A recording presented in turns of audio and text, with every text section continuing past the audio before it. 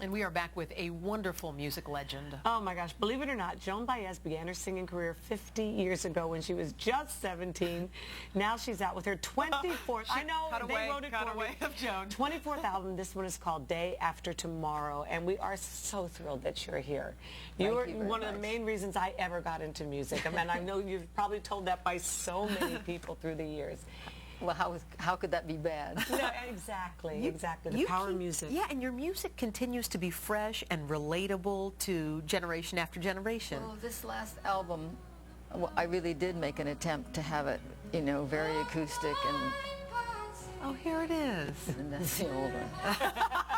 She sings it a third lower now. At least a third lower. Maybe a fifth. I've lost those notes up there, but I've gained something in the last 50 years, whatever Called it is. experience. There you and go. Heart. Yes. But it's new music, but it's the themes that are involved, right? Brand new songs. Well, and it's a style. Yeah. It's a style that people will recognize as back then, but on the other hand, it's contemporary and it's fresh. So What is the message today? Is it the exact same one you tried to share 50 years ago? We're still at war. part of it is exactly, I mean, feels exactly like 40 years ago. We have to come up with new ideas, you know, to work our way through this one. It was, in some ways it was easier back then. We had the draft and that was a tool. We had the television coverage that we don't have now, and that was a tool. And this time it's all, you know, especially now, it's way in the back burners. Well, how has the political landscape sort of affected your music? That's a very good question. I would say that during the years when things receded somewhat, and I receded in a way from political action, that songs were being written and they weren't being heard very much. And for me, I just feel as though right now, for instance, George Bush has been my greatest publicity agent ever. Because people got so fed up with him, they started finding antidotes, and I'm one of them. Is there a part of one song you'd like to share with us, perhaps, Miss Joan Baez?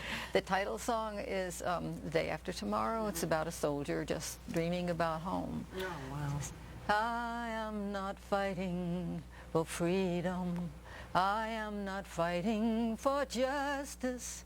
I am just fighting for my life and another day on this earth, dear.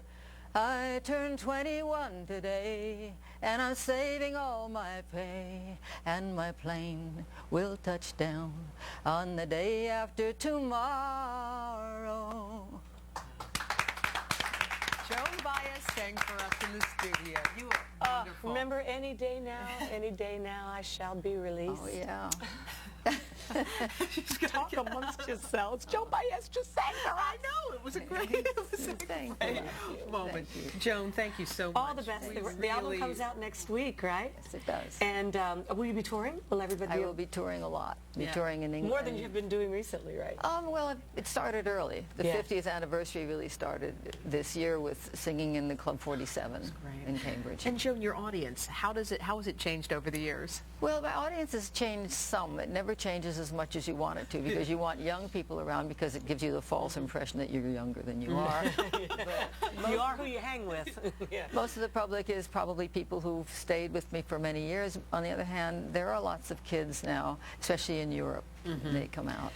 Joan, you were such a treat. Thank you so much for coming and so much for singing. And that was amazing. We will be back with more of Today. Because this is Today on NBC, whether you know it or not.